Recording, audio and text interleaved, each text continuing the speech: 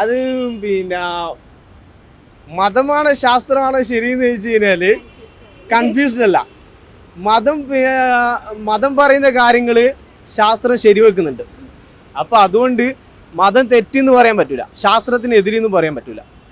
മതം പറയുന്ന കാര്യങ്ങൾ അത് ശാസ്ത്രത്തിന് പിന്നെ എന്താ പറയുക വ്യക്തമാക്കിയിട്ടുള്ള കാര്യങ്ങളാണ്. അപ്പോൾ മതം ശരിയാണ്, ശാസ്ത്രം തെറ്റാണെന്നല്ല അതിനർത്ഥം. അത് തന്നെയാണ്, അങ്ങനെയല്ലേ? അങ്ങനെ തന്നെ.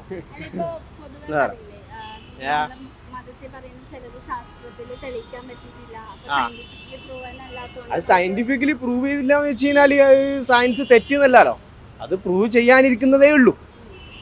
അതങ്ങനെയാണ്.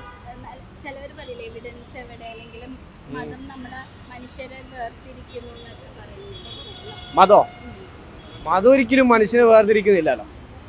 മതം പറയുന്ന കാര്യങ്ങൾ അനുസരിച്ചിട്ട് മനുഷ്യന് പ്രവർത്തിക്കുന്നത്. ഇപ്പോൾ നമ്മളെന്താ പറയാ എന്താണ് ഇജു പറഞ്ഞോടുക്ക്,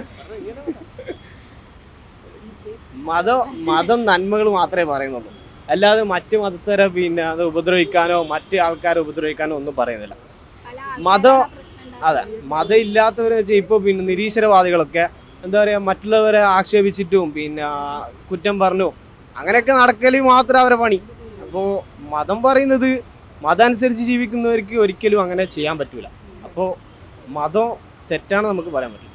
മതത്തിലൂടെ നീങ്ങുന്നവർക്ക് എപ്പോഴും എന്താ പറയുക ശരിയായ നേരായ മാർഗത്തിലൂടെ മാത്രമേ സഞ്ചരിക്കാൻ പറ്റുള്ളൂ.